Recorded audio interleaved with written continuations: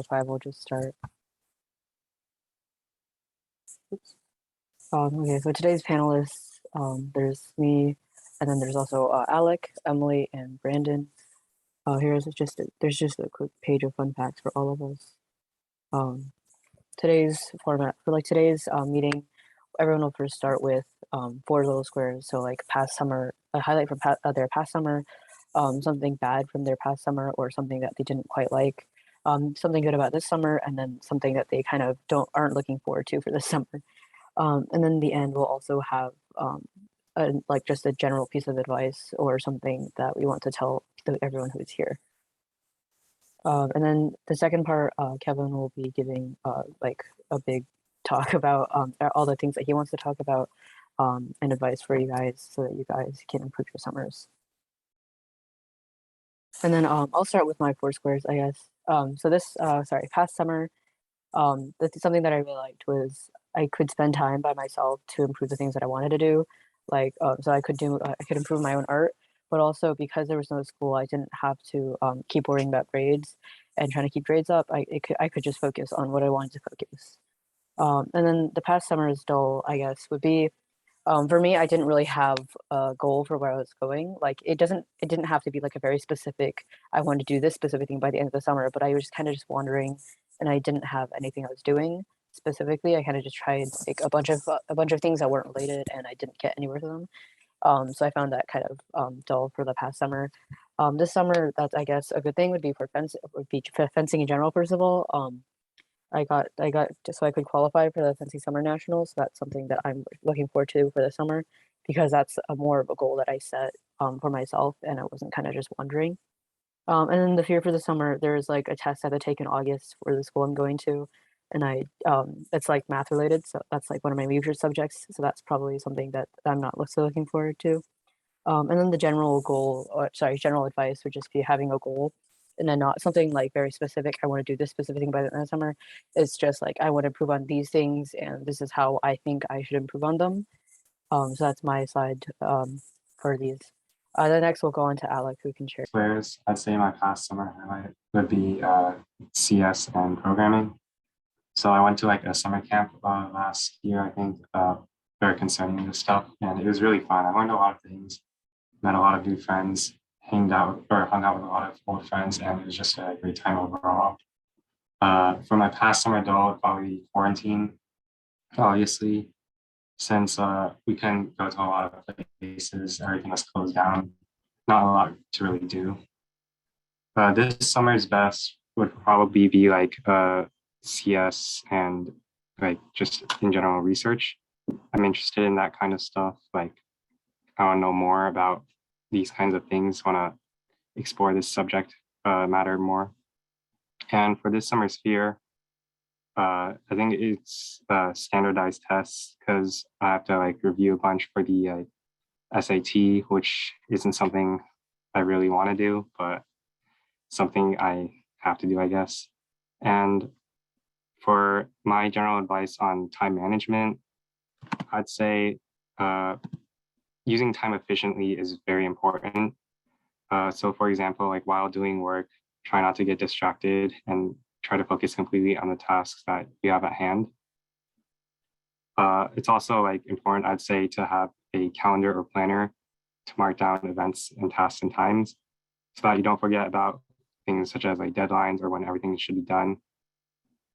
And yeah, that's all I have. And now on to Emily for balancing. Hey guys, I'm Emily. I go to Princess Anne High School and I live in Virginia. And next year I'll be going to Duke. So this past summer, a highlight was I got to finish up a research paper that I was writing with some professors from a nearby university, and that was pretty cool. Past summer dull, I took 2 classes over summer. One was genetics at Harvard, and the second one was a sleep and neuroscience class with a Stanford professor. And while those were really, really interesting, I think for me personally, it was a little bit too much to handle all of these activities at once, which is why I think balance is really important because my mental health was really bad at the time. I had like a lot of migraines. So definitely don't try to overload yourself, especially if you're like a junior going to a senior. I don't think you should try to like cram in a bunch of stuff at once. Just focus on a couple of things that you are like really, really passionate about. This summer's best. I'm just excited to finally relax for once. Since I'm going to college, I can like finally go to the beach and do whatever I want. And then this summer's fear, I guess, would be leaving home, of course, and my family's also moving away, so I'll be leaving all my friends behind too. And next on, we have Brandon.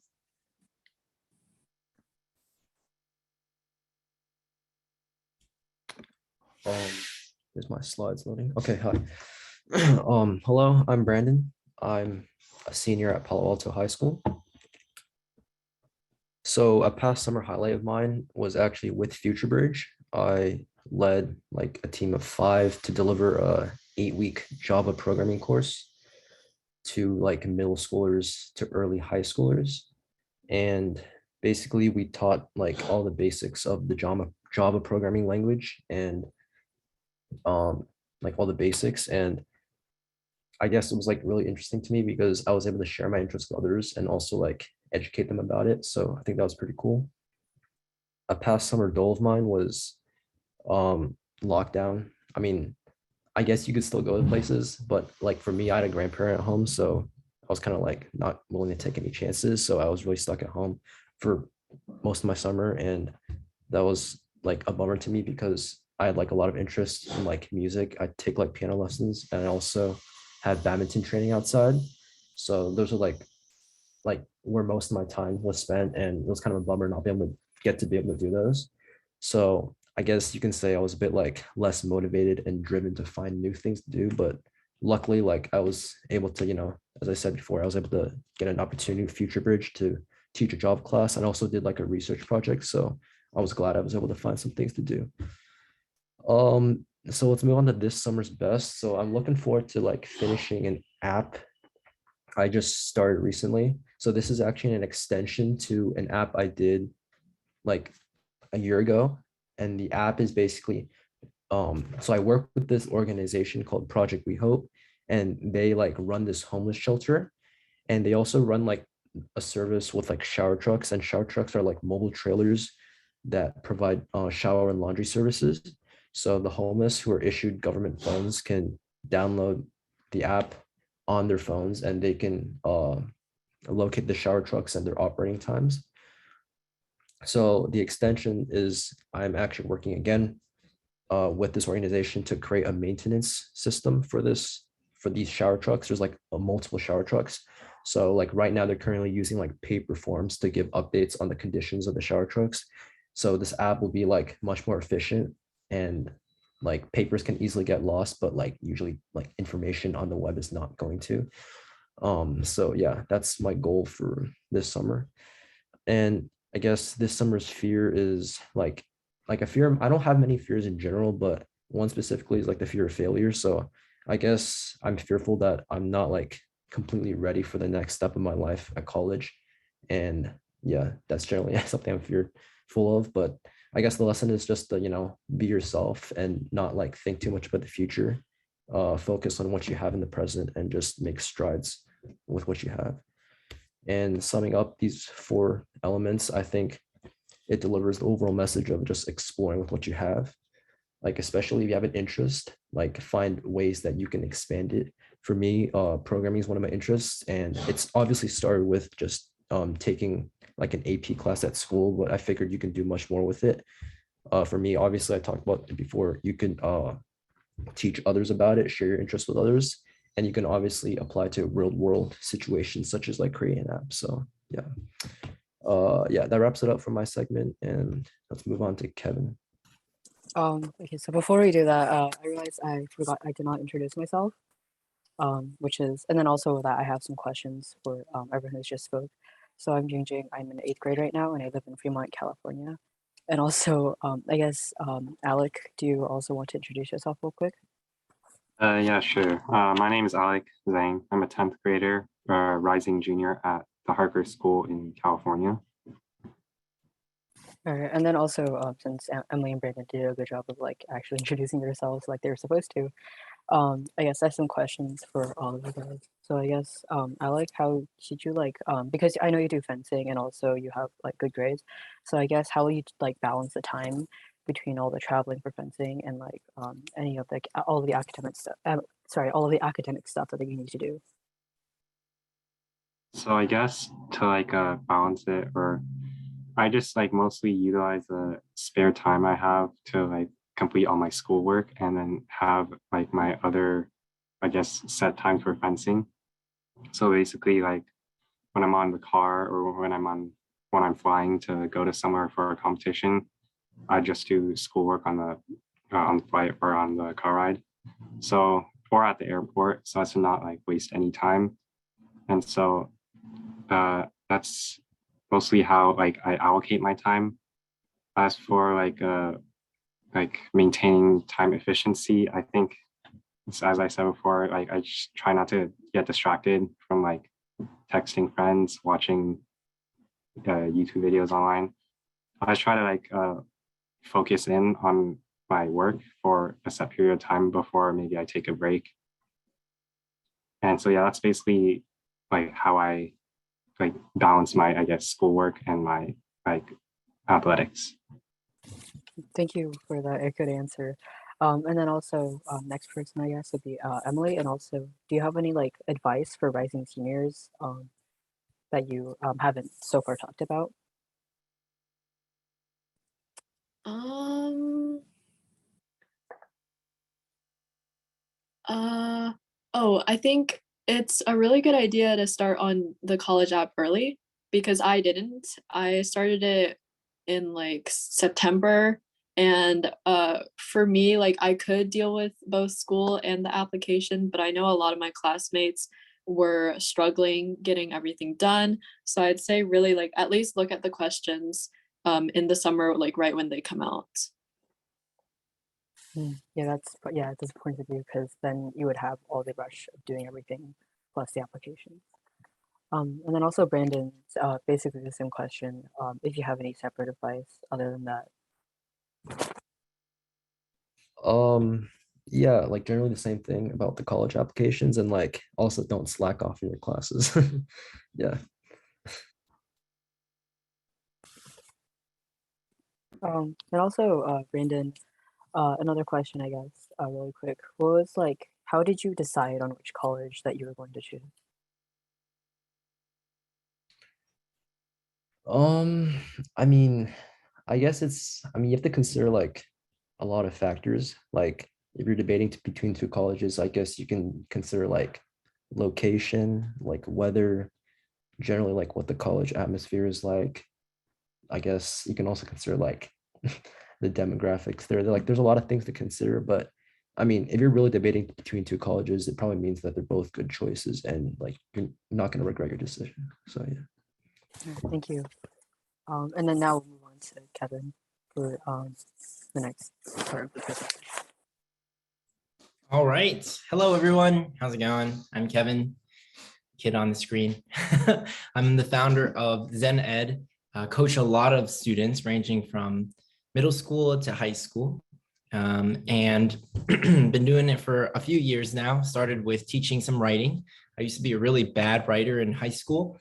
And then I went from being bottom, half of the class to being one of the best writers in the school. Long story short, I got into Yale. People were like, how did you do that? Help us with our essays. So I started tutoring them. And then before I knew it, I was teaching writing, teaching college, mentorship, readiness, all these sorts of things. So I graduated from Yale with a degree in East Asian Studies in 2020. And today I want to talk to you guys about summer. Summer is my favorite season. I'm from Florida, Sunshine State, so I really enjoy all the sunshine. There's so much to do. Nowadays, though, I am a tutor, so my summers are insane. I'm tutoring like 8 to 8, pretty much, like 6 days a week. Oh man, and then preparing kids for college consulting. So when I was a kid, my favorite season used to be summer. Now it's probably winter, early spring.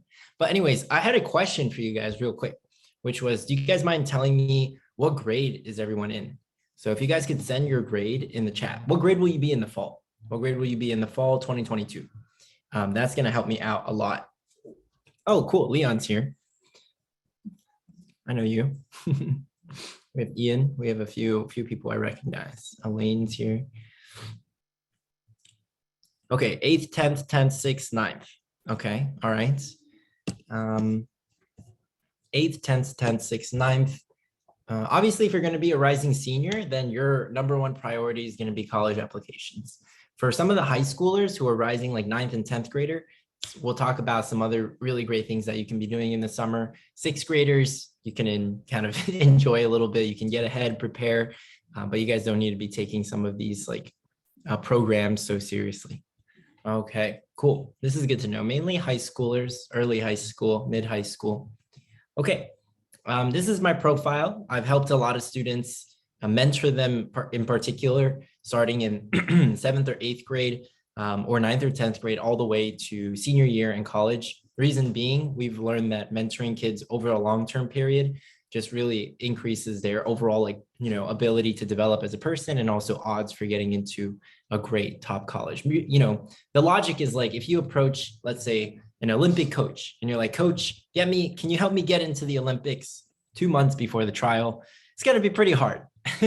Not impossible, but it will be difficult on the coach and on the students. So that's why if you're like, hey, can I prepare for the Olympics a year early? Oh my gosh, that makes life a lot easier for everyone involved. So you're still doing the same work, but you just have a longer timeline. Now, interesting thing, it's already May 29th, meaning it's pretty much June. So you guys are, a lot of the summer programs are things that you had to apply for probably earlier this year. That ship has sailed. So let's talk about what you guys can control. I'll be sharing some of my favorite things that you guys can be doing in the summer, some general principles. We'll start really big picture, and then we'll get a little bit more nitty gritty. I heard you guys talking about time management, right? Like how to focus, make the most of your summer. You don't want to waste your summer. You don't want to procrastinate. At the same time, we're hearing things like you don't want to burn out. Mental health is really important. How can we manage our time so that we have enough of it to recover, rest, all that sort of stuff as well. Okay, cool. If we can move on to the next slide, I think that would be cool. So I did a lot during my summers. Summers for me were so much fun. I traveled a bunch.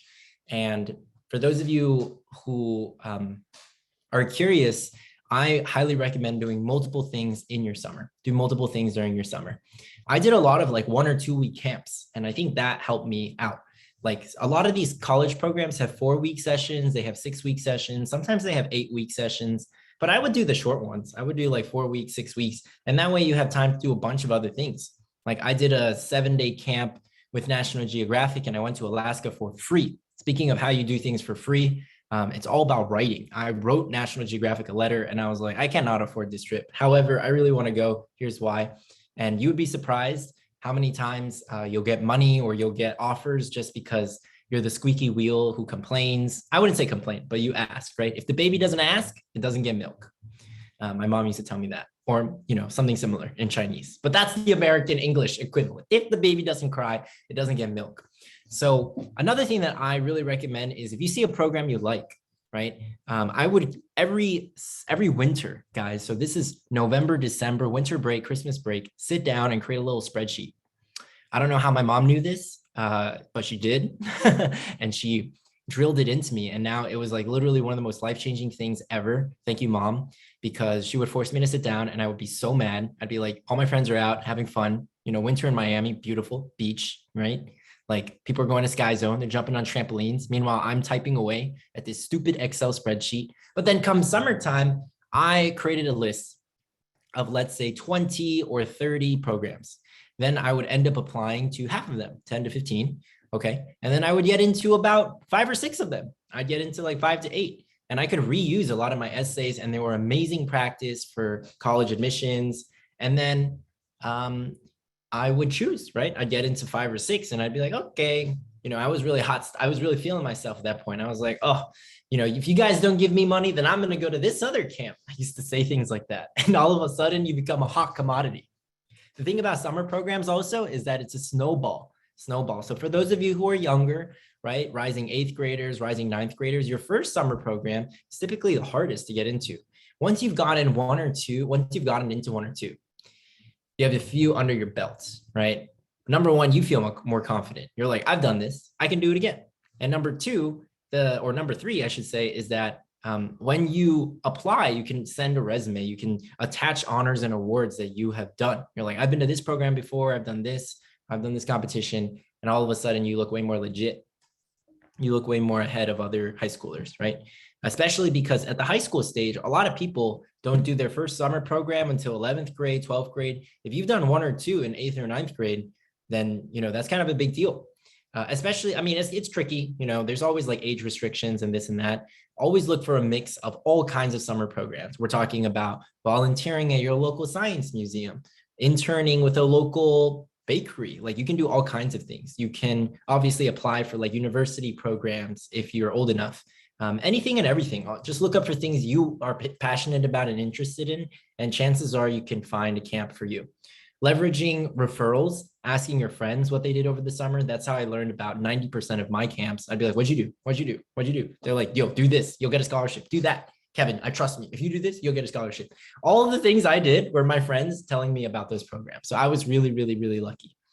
I think one or two, of course, were things that I just did on my own. For example, the Northern Tier. Oh man, oh man. This Northern Tier Boy Scout High Adventure Camp, guys, was brutal. We rode 50 miles in 7 days. None of my friends wanted to do it with me. So I got stuck with two really small children. I mean, they were Boy Scouts, but they were way younger than me. Another kid, his name was Kevin, and another kid, his name was Nick. And these guys were built like sticks. Oh man, I was like, it was a 3-person canoe, and I was rowing my hand off. And then we had to flip the canoe over and do something called portaging. We're in Minnesota, and you have to walk across. Minnesota is known as the state of like 100 or 1,000 lakes. Oh my goodness. So you have to flip the boat over, carry this like 50-pound boat on your shoulders, carry all your gear. You have to even carry your trash with you, your food. So we did that for 7 days. I don't know how I survived, but I did. Oh, really, really quick aside. They promised us, guys, at the end of this trip, they promised us, and they kept dangling this golden fruit in front of us. They're like, oh, if you make it to the end of the summer, there's a sauna. And I was like, oh my goodness, I love saunas. This is going to be like a legendary sauna. I can't wait. So we rode these 50 miles and we get to the sauna, and I'm like prepared for it to be like a golden, glorious sauna. And we get in, and it's literally like a small wooden shack. That was it, a wooden shack. And I just sat there and I was like, whatever, at least I deserve this. And I just sat there and sweat out all my toxins and my stress. It was intense. But I would do things like that. Now, speaking of burnout, right? Like, especially these 1 or 2 week camps tend to be quite intense. So I recommend dedicating at least a few, like maybe a week or at least like 2 or 3 days to rest and recover before you go out into another adventure. But long story short, you guys should try to do multiple programs in your summer. I would say 3 is a really solid number, right? 3 major blocks. So one major block could be studying at a university for a summer program. Another major block could be working on your own independent project. You guys could launch a hackathon in the summer. That's a pretty major project. That's a big block. And this is something that I 100% recommend for students who are looking for something to do now, right? Like, because the summer program ship has sailed. You guys are really not going to be able to apply for those or do those now. There might be some local ones, which if you send a bunch of emails, you might be able to volunteer or something like that. But something I wanted to send your guys' way is Jeff and I, my partner, created a playlist to help students launch their own mini nonprofit or side hustle. We've had kids create hackathons. We've had kids create volunteering programs, tutoring agencies, consulting companies, create pen pal projects. You guys should check it out. We created this basically a course with 66 videos, but it's not that long because each video is like 4 minutes long. Please watch it. This is the #1 cheat code to getting into colleges. It's going to teach you so much about project management, leadership, personal development. I cannot stress this enough. Do the activities too. There's activities. Jeff and I review the activities if you email us. So I cannot stress this enough. We created this course. We've spent like 600 hours on it. We created this course because we wish someone had made it for us. So please, please, please, please, please, please, please, capital please, check it out. I highly recommend. So those are big blocks, right? Summer programs, creating your own independent projects. Another thing technically kind of related to the independent project is doing research. So you could create a research topic, write a research essay. That is possible. There are some summer competitions. There's some writing competitions. Obviously, there's like a bunch of extracurricular summer sports competitions, fencing, etc. So those are like, I would pick 2 or 3 main objectives and really hunker down on them. You guys know what I mean? Also work and volunteer. I worked at my parents' Chinese restaurant. That was no joke. One thing to consider when you're thinking about 2 or 3 major, right, like pillars, is how many hours a week does this take me? How many hours a week? Break it down by hours. Don't be like, oh, I'm doing this camp from June 4th to June 16th. I mean, you could be doing the camp, but it's 2 hours a day. Or you could be doing a camp and you're there, you're taking like 3 classes, and it basically takes up 10 hours a day. But even, I mean, the camps where you go to like Harvard, Cornell, or you're studying abroad, you still have free time. Like if you were pushing it, you could still do some things at a time, right? Like I was abroad in Salamanca in Spain, and I still created a little project, which I took a ton of photos and I wrote journal entries and I turned it into my own kind of personal project and I put it all on Instagram. So, break it down by hours, guys. You want to start really, please. Like I think this summer, if you guys have never created a calendar before, learn how to use a calendar. I wish someone had taught me that. I learned that maybe my freshman year of college. And it's something that basically we force the kids that we mentor in our mentoring program. We force you guys to create a calendar. I don't want to use the word force, but highly recommend, strongly urge you to consider creating a calendar because it's for your own benefit. I used to miss meetings, I used to like just not get things done and you feel guilty at the end of the day. We want to avoid that, right? There's the pain of trying really hard and there's also the pain of regret. So you guys can choose, as they say. So yeah, that's the gist of it. You can work on a lot of different things in the summer. Like I really wouldn't recommend doing 5 or 6 things like that. You will burn out. And then guess what? School happens in the fall, pretty intense. So you do still want to have fun. You want to rest, you want to recover. Yeah, let's take a look at the next slide. I don't really have that many slides today, so that's good. Give me 1 second.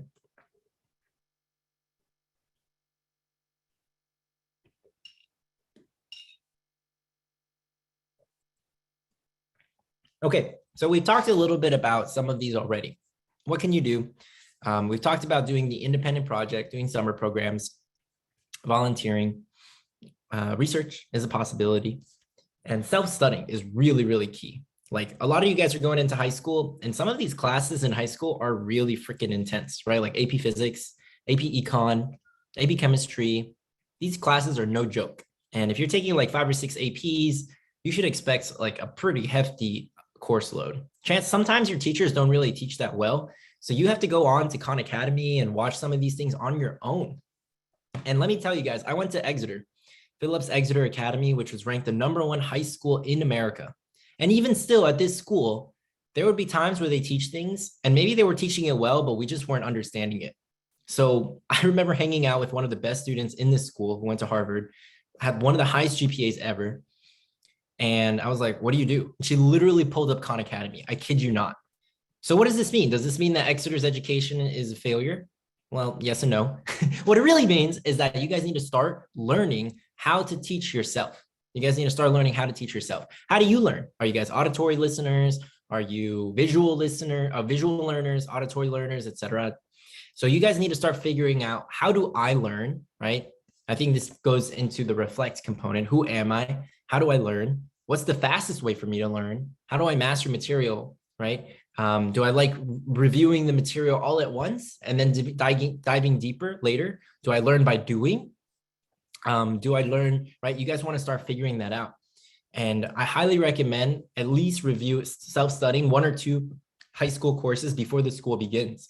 So kids would do this in my high school and basically they would just ace the course. And I'm like out here dying. I'm like drowning. I'm like, oh, trying to figure out how to pass AP chemistry. I'm getting B's and C's. And these people are like, ha, ha, ha. They like finished the homework and they had collected assignments from previous year's students. They had friends in the dorm that at the end of the year, they'd be like, hey, can you hand me your AP chemistry assignments? Mind blowing, right? Like planning ahead. And they probably saved themselves dozens of hours over the course of the year. And meanwhile, Kevin and my best friend, Mahesh, we were studying until like 2 to 3 a.m. on Skype. And I was like, oh man, I really wish I had learned this earlier. So I highly recommend this, especially for topics and classes that you're not really good at. right? Like I was a humanities kid. I should have studied biology. I should have studied chemistry before the school year began. And I probably could have saved myself so much stress, so many hours of sleep, so much coffee, a lot of coffee. So highly recommended. Definitely rest. And again, guys, I think you guys are reaching the age, if you're in late middle school, early high school, where you guys are getting to a point where now you know yourself better than your parent does. You are starting to become the individual who understands yourself better than anyone else on this earth. Let me repeat that. You are slowly becoming the individual who understands yourself better than anyone else on this earth. And I need you guys to start considering some really important questions. What is the best way for me to learn? How do I learn? How do I enjoy learning? Right? One degree is learning things fast, right? Picking things up. How can I learn faster? And then how can I deepen my learning, right? Like how do I go from 0 to 80? And then how do I go from 80 to 100? Those are two different processes, right? Picking up an instrument for the first time and then getting like pretty decent at it versus going from like, you're pretty good to top in the state. Like that is a totally different process. You know what I mean? So I think you guys need to consider those processes. Like, how do I do that? And also why? Why do I want to do that, right? Now, same thing for rest. Some people actually recharge by talking to other people. Mind-blowing concept. Some people recharge by talking to nobody and turtling and curling into a burrito on their bed and watching anime and eating chips. No shame in that. I like to do that too sometimes. But you guys should just know, right? If you think that, oh, I'm going to recharge by hanging out with my friends, and then you guys go to Sky Zone and you play like soccer all day and you're beat up and you're tired and you're cranky when you get home, I wonder why, right? You guys need to start to understand and balance, like, what are my limits? What do I enjoy doing? What is the best way for me to recharge? I mean, there's a lot of nuance that goes on in this, even from when do I like to sleep? How many hours of sleep do I need? What do I like to eat that makes me feel well rested? There's a lot of nuances in it. And this is like taking your own health very seriously. For me, it took me a long time to learn that, going to sleep early, exercising how many times a week. I thought exercising like 6 or 7 times a week would be good. But I learned that actually less is more for me for exercise because I'm doing very high intensity training. So I do breakdance, which I think was on the fun fact slide earlier. But anyways, right? I think you guys need to start to consider what is the best way for me to sleep, to eat, to recharge, to rest, to learn. And speaking of which, let's go back to this very first point, experiment. I want you guys every single summer, do something completely new that you've never, ever tried before. Please. You could watch a TED Talk about a topic. That's it.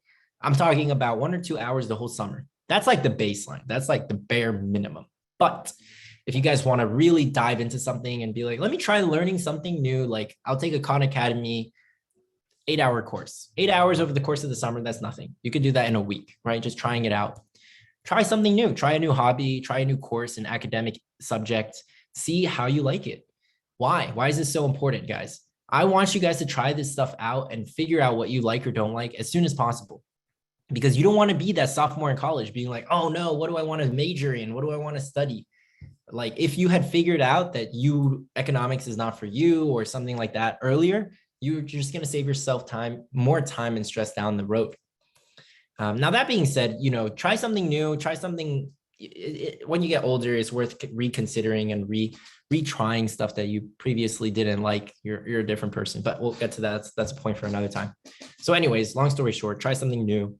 Yeah, it could be a new sport. It could be a new hobby. It could be a new anything, really. New academic subject. I really recommend you guys try it out. Another really important factor in college admissions is just this concept of an edge, which is like a competitive advantage. What is your edge?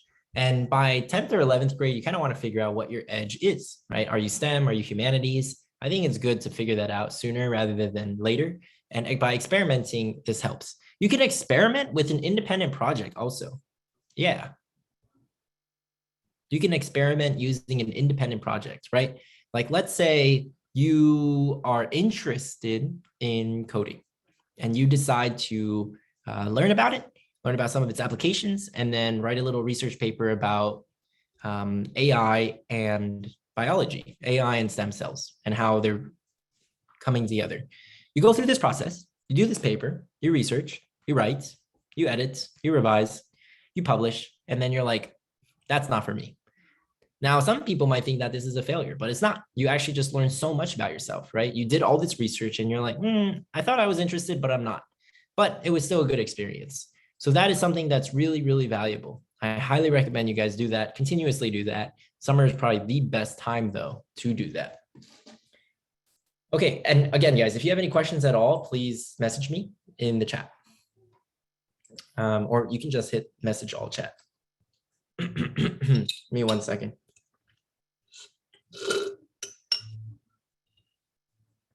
Okay, we'll talk about the don'ts for just a moment, and then we'll move on to the next question. Oh yeah, there's one more slide.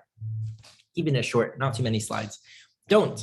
You guys can consume, definitely can consume YouTube, Netflix, TikTok, Instagram, everything in moderation, right? But I really want you guys to shift from this consumer to a producer mindset. Consumer to a producer mindset. Instead of watching YouTube videos, what if you made a YouTube video? Instead of watching TikTok videos, what if you made a TikTok about biology or about physics, right? Instead of consuming Instagram Reels content, like what if you started messing around, got yourself a camera, you started filming yourself? I mean, chances are if you have a smartphone, your camera's good enough and you can start making little films. And these little films could be all kinds of topics. You can make little films about AI. You can make little films helping a local business in your area, right? And advertising for them. That could be a really good independent project as well.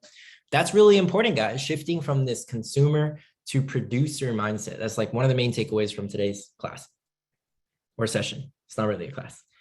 And then finally, try not to compare yourself to others. Like you might be thinking, oh man, Catherine or Katie is doing like 8 things this summer. And meanwhile, I'm just doing 2 things. Oh man, they're so much more ahead of me and I'm never going to become anything. And they're set for Harvard and I'm set for community college. No, don't think like that. You never know, right? Like, again, these other students could be doing a lot of things and not doing them well and really suffering because they're burnt out. And know that high school in general is a marathon. It's not a sprint. And actually it's a marathon that gets more and more intense as things go by. 9th and 10th grade, 9th grade is hard because it's an adjustment. 10th grade, things are piling up. 11th grade, brutal. And then senior year, you're applying to college. It gets progressively more and more intense. So pace yourself accordingly and know that you are going on your own adventure, your own journey, your own pace. Compare yourself to you, right? Aileen, Rose, Maggie, you guys should be comparing yourself to a year ago, to last summer and being like, am I growing? Am I learning more about myself? Am I pushing myself? But at the same time, do I feel well rested? Do I feel like I'm trying hard? I'm resting hard? That's the kind of attitude that you want, right? Compare yourself to yesterday, compare yourself to last week. Don't be comparing yourself to other people. There is that, like kind of concept in self-improvement, 1% better, 1% better every day. And you'll be 7.2 times the person you were, right? After a year, something like that.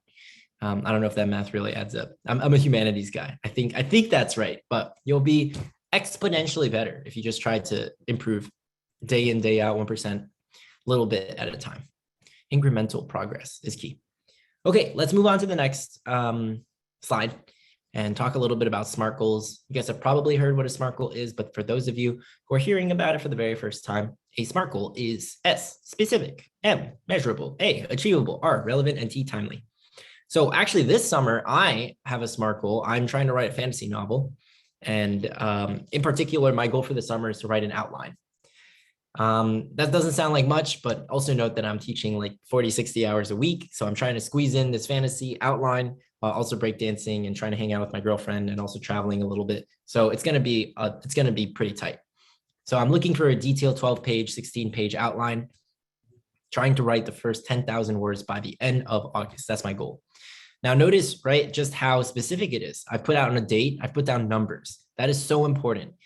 Right, going back to the last slide, we don't have to go back to it, but in the last slide, it says independent project research. This is the kind of, you guys want to convert that into this. By the end of August, I will have written a 4-page, 2,000-word research paper about AI and its applications in stem cell research, right?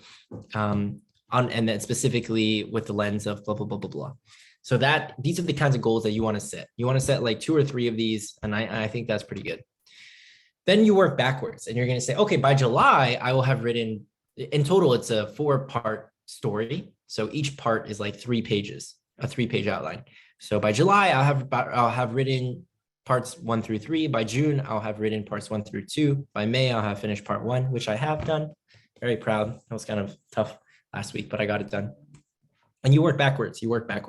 And then if you really want to break it down even further, you can put down the hours that you want to dedicate to this project, to this activity or program in your Google Calendar. Does that make sense, everyone? Everyone say yes in the chat, if that makes sense. Otherwise, I feel like I'm just talking to black screens, which is kind of sad.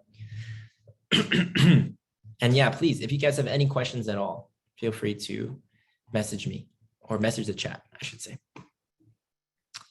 Anything else when it comes to SMART goals? Oh, there was one other thing I wanted to mention.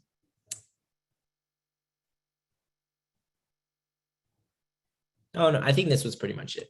Okay, so SMART goals, I would set 2 or 3 of these for the summer. Prioritize and execute. Don't write 10 of these, please. I think that's actually a little bit too unrealistic. Oh, I remember what I was going to say. When it comes to SMART goals like this, the number one thing that you can do to make sure it actually happens, you actually write the book, you actually write the paper, you actually create this program to help other students, you run this hackathon, is to have an accountability partner. My accountability partner is Jeff. Jeff knows every 2 weeks, every month, I have to show up with this, right? Otherwise, there is going to be a little penalty. You can create a self-inflicted penalty. My penalty is if I don't write this book by the end of the year, I have to pay Jeff $5,000, which is a lot of money. So I would rather keep those $5,000, and I have signed a contract with Jeff. If he doesn't get a 50,000 word first draft, I have to pay him $5,000, $1 for every 10 words, which I definitely don't want to do. So that is powerful motivation. You guys can set your own accountability, kind of, your own penalties, get your own accountability partner. It's actually really nice if you guys can find another person who is working on a book or working on a similar project, and you guys keep touching base and talking about your progress. It could be a friend, it could be a mentor, it could be a teacher, but I think that this will greatly increase your odds of success.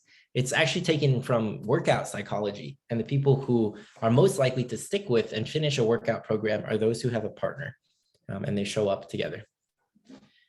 And that's it. That's pretty much all I had to say today. Next slide, questions with Olaf. Do you guys have any questions for me, for us, I should say? We got 2 yeses, one from Shijian and one from Sunny.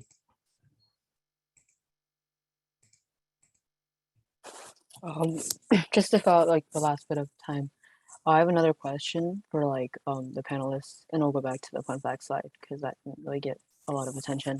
I got rid of the middle one on accident, and that's it was supposed to say breakdancer.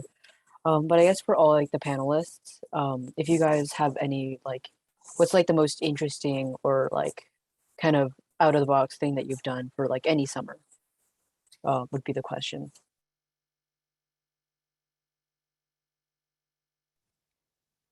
For me, I don't know about crazy, but this was something that was kind of fun. Once I went to a Hopkins camp and we got to like dissect brains, not human brains, but we had sheep and cow brains, and that was pretty cool.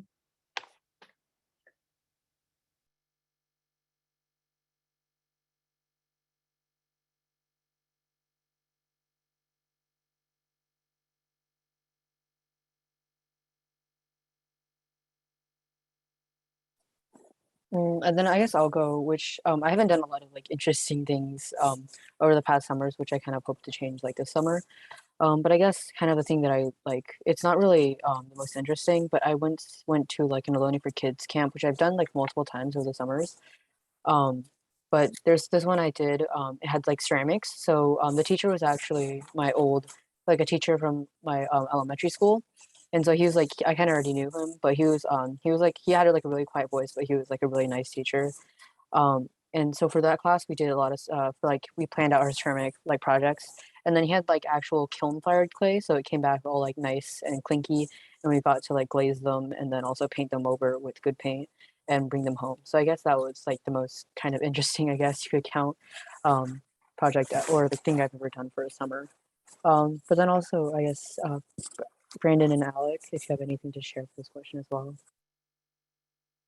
Um, I guess like my summers haven't been like that interesting, like in terms of like something you wouldn't expect. But I mean, I spent like a lot of my like early summers for like ninth and 10th grade before the pandemic started, like prepping for like badminton junior nationals, which is like the biggest tournament of the year. So I guess that's pretty interesting for me. So yeah.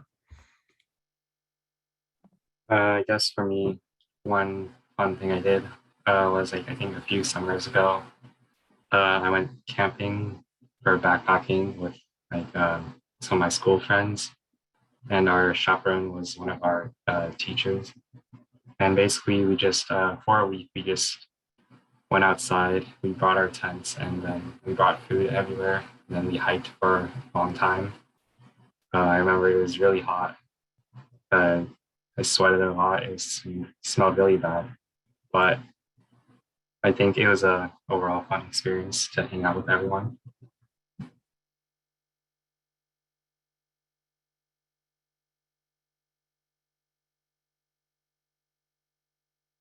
All right. Also, I guess Kevin, if you have anything to share for this question.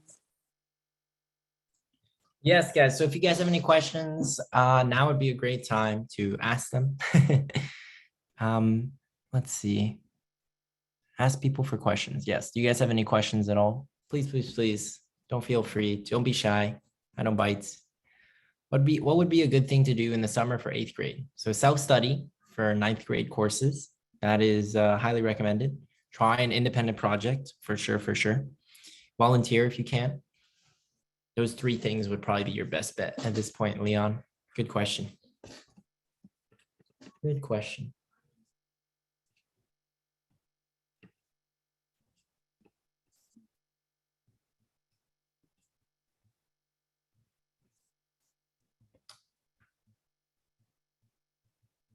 What types of volunteering places would you recommend? I mentioned it earlier in the presentation, but I would recommend looking at what if there's nobody to force me to pay 50 grand? I mean, you could promise it to a friend, or even it could be like 500 push-ups, right? Like something like that to get you motivated. How do we find university summer camps? You can find a lot of them just by Googling. There's certain lists out there on the internet. If you just sit down and spend an hour or two Googling high school and 9th grade, STEM college camp. In particular, if you look at a certain subject, so engineering or design summer camp, and then there will be a ton.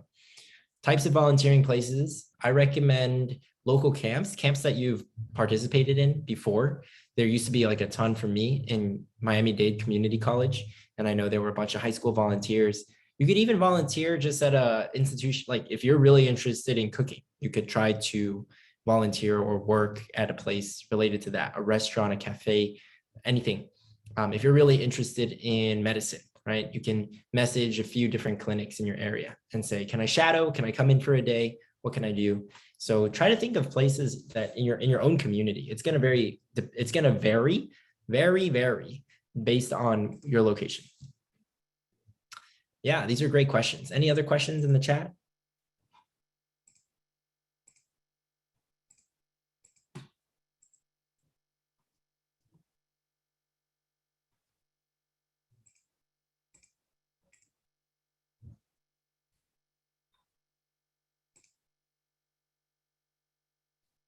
How many subs does your YT channel have? We have about 7,000 subscribers. Funny question. Any writing contests to recommend? There's the New York Times summer writing contests, and then the big ones, Scholastic, Young Arts, Bennington College, Iowa Camp, Writers Camp, all that is in December. So there's a few throughout the summer. Would you recommend getting a part-time job in the summer? Yes, I would. Definitely. It's really good for college applications, actually. They like seeing that you were a waiter, you bagged groceries, you worked at a gas station. What was another one? You're a lifeguard. That showcases a lot of humility. And very interesting things happen at these mundane places sometimes. You'd be surprised. So they oftentimes make for really great essays. I had a student write about working at McDonald's, and he got into his first choice school. So I would recommend, yes, definitely work. A lot of students surprisingly don't work in the summer. So it's kind of like a competitive advantage if you do work during the summer. How do you find your goal and life purpose? I don't know what I want to do. That's why experimenting is so important, Grace. Write down everything that you are even vaguely, mildly interested in, that you've heard about, seen someone else do, tried out before, and you want to dive deeper. Then see how you can dig into that this summer and create your own project, design something to see if that could potentially be a life purpose. Like for me, something that just naturally evolved was teaching. I really like teaching. I like talking. I like working with students. I like seeing them grow. So then I started doing that a little bit, just a few hours a week, in the beginning, and then it slowly grew.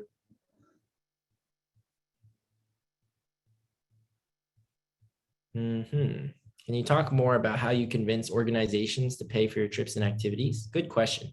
Yes. So first off is step one, identifying the right contacts. Typically, you want to talk to a person. You don't want to see like, oh, info and Nat Geo. That's not helpful.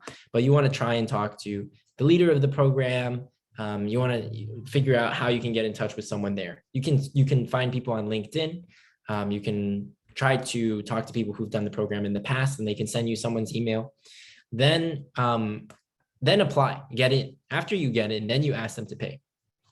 If you ask them to pay from the get-go, then that's going to be a little bit funky. But if you get in and then you say, I already got in, now I just need help paying for it, then they're more likely to help. I mean, the worst case scenario is they say no, and then, it's the same result as not asking at all. But I recommend asking, and then tell them why you can't afford it. Tell them more about your own personal situation. You also want to explain like your family background, things like that. I think I would tell them, my parents work in a Chinese restaurant. We simply can't afford this. This is how much we make. We can send you like a tax return. Like this is totally out of our budget. However, like the program was 6,000 for Cornell for 6 weeks. So I was like, that's not happening. You guys need to give me at least 4,000 or 5,000 for me to even consider it. And they said, all right, we'll give you 2,000 or 3,000, but you got to fundraise the last bit. So then I did do that. And I wrote just like a 500 or 600 word letter. And at that point I was like, whoa, check out this letter. Every word in this letter was worth $4. At that point, I was like, writing is some serious business. Like if I'm good at writing, I can definitely use this. To this day, I mean, people ask me to write grants applications for nonprofits, even, some tech companies, science research labs are applying for government grants, sponsorship, things like that. You always have to write. So writing and explaining your situation and why you deserve the money more than somebody else. Those are good skills to have. Good question. Excellent question. Any other questions?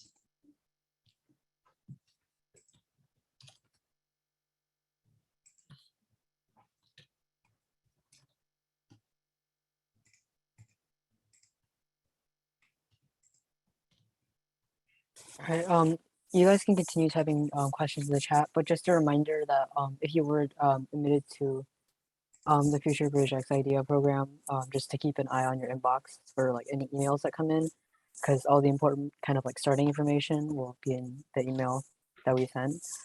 But that's about it for this presentation. So if you have any questions, like feel free to unmute now, or just put it in the chat. And then also, oh yeah, no, there's another question. Yeah. So I guess, what are some of the things that turn you from a poor writer into an exceptional writer? So if anybody would like to answer that. Yeah, I can go for it.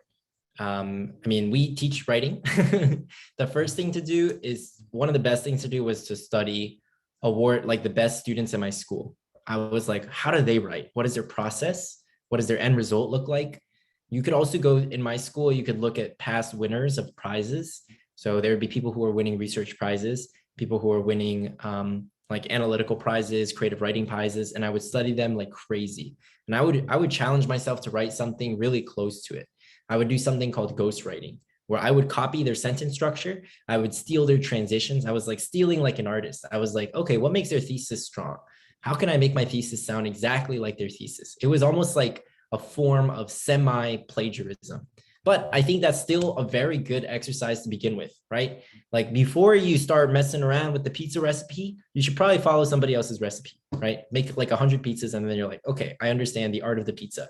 Now let me add something crazy, like, I don't know, pineapple. So that's probably a good way to proceed, right? How do you get, I think, I mean, that approach applies for anything, right? I wanted to get a lot better at breakdancing. So I signed up for classes with the best breakdancers in the nation, right? During quarantine. And I learned from them online. I took private classes with them. That's definitely going to help you, right? And understanding how you learn, right? For me, I learned a lot through repetition, through mindset, through image training, things like that. And your process for learning one art is very different from your process from learning a different art. But anyways, practice. Also, if you're not writing like at least a couple hundred words a week, then it's going to be hard to be an exceptional writer. I would try to write at least bare minimum for busy high schoolers, a paragraph of your own volition. That's probably like a couple hundred words. If you want to get really good, then you're going to want to shoot for a couple hundred words a day. So maybe 100 or 200 a day versus 100 or 200 a week. Slowly work your way up, right? Like you can block out times in your day to write about your day. Try to read, try to mimic what the award-winning authors are doing. Break down, like literally break down how many sentences are in their paragraph. How do they start a sentence? How many words are in their sentences? What verbs are they using? What punctuation are they using? How do I feel when I read this paragraph? I mean, those are the kinds of things that we teach in our writing classes. And really, also we teach a lot of critical thinking, like why is the author using this symbol or motif, blah, blah, blah. But I don't want to pitch the writing class. I'm here to talk about the summer. We have another question, which was, how is school like for you? Do you mean Yale or do you mean high school? Chang. So I'm going to need some clarification on that. Yale. Yale was pretty chill. I mean, my high school Exeter was super intense. It was probably a 10 out of 10 in terms of intensity. And Yale was a 3 or 4 out of 10. It was very chill.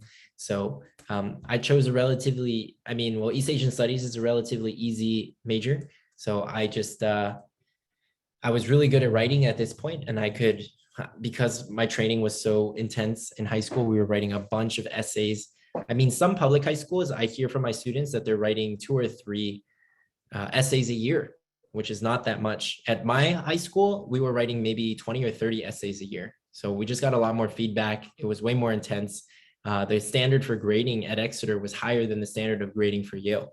I submitted like a 4-page paper that I knew was a B paper at Exeter, and I got an A at Yale. And I was like, okay, so that's how it's going to be. In high school, I also probably did more, I did like 5 or 6 different clubs. I played classical piano every day. So that was quite intense. I didn't sleep very much. At Yale, I was like, new goal, sleep, sleep and friends. That's my new goal. So that I had a completely different set of priorities. Hardest part about Yale is getting in. After that, I kind of coasted for a bit. I started a company. That company failed dramatically, miserably. And so Zenit is my second company. And I learned a lot from that first failure. Tried a lot of different things. I did Model UN at Yale. I organized conferences for high schoolers. That was cool. I never did Model UN in high school. So that was different. That was new. And then I did a lot of breakdance at Yale. I lived with my breakdance buddies. We cooked a lot.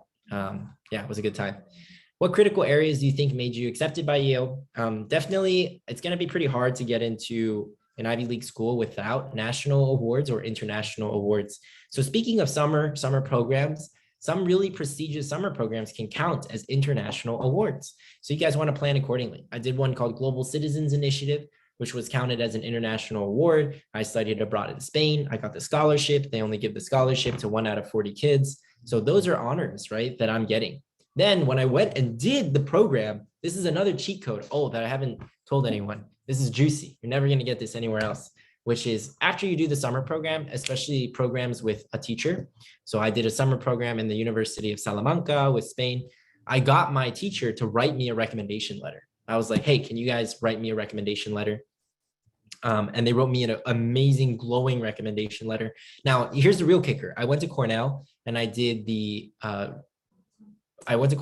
summer business camp, and I got like a B+, A-, but I would grab lunch with the professor every week and we would just talk. We'd just talk about life, just tell him about my life, ask him about Cornell back in the day. And so, eventually he wrote me a letter and he was just talking about how charismatic and warm I was.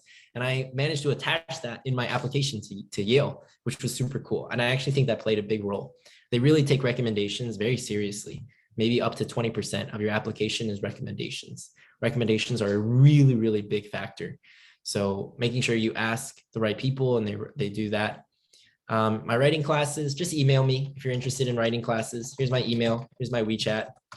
Let me know if you are, if you are interested in writing classes. We have a few students here in the Zoom who take writing classes with us. So feel free to contact us. We have a special focus on helping kids win scholastic awards. The first, 20, 30 sessions is analytical writing, and then we switch to creative writing. And yeah, we've been growing quite a bit. So I hired some Yale tutors to help us out as well. And these guys are Yale tutors that I handpicked. Like 20 of them applied. I only take one. I only take a few. We only have 4 or 5 tutors in total.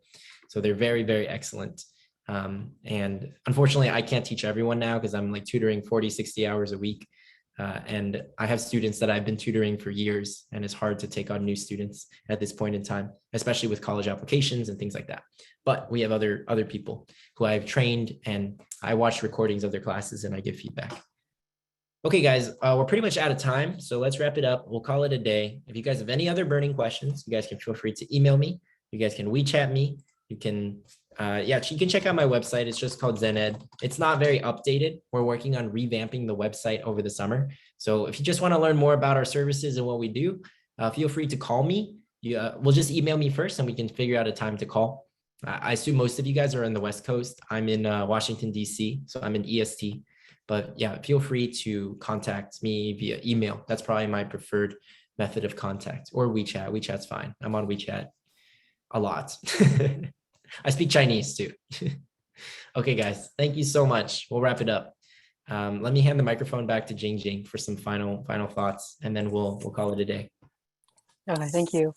Can the panelists please stay behind after for everyone else leaves? Before that, I guess everyone can like share one last sentence of like closing, like any advice you want to just get out real quick, or just to say bye to everyone who's here. So I guess we can start in order like in which people presented. So I mean, I don't really have any advice because I'm kind of the youngest one here, and everyone else's advice is obviously going to be like more I guess deep than mine. But I guess just to thank everyone for coming and listening, and then next will be Alex. I guess for me, well, from my experience, I guess one piece of advice is make sure you turn in your homework early and don't procrastinate. Since I know a few friends who they don't really get homework done on time, and so they have to spend a lot of time in like at 12 or 1, whatever, doing those. And other than that, I just want to thank everyone for coming. And I guess I'll pass it on to Emily. Advice, I'd say definitely get good sleep and talk to people around you, especially like teachers or like your counselor, because those are the ones writing your recommendations. And also like, I know Alex said that people have trouble with like getting all your homework done, but really if you talk to your teachers, a lot of times they can work with you to get through like issues or time management skills, like problems that you might have. Brandon. Yeah, I was gonna say like generally the same stuff. Yeah, I guess like don't procrastinate and try and be on top of your schedule, and yeah. Mhm.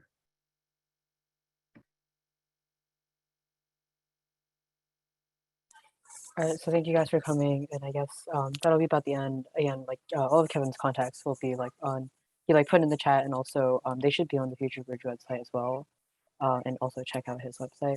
But if you guys have no more other questions or concerns you want to put in the chat or tell us, you're free to just have fun, go. And then also, again, a reminder about the Future Bridge X IDEA programs if you were accepted, or just to keep an eye on your inbox because all the important information before you start will be put there. And so you would definitely need to know that before it starts.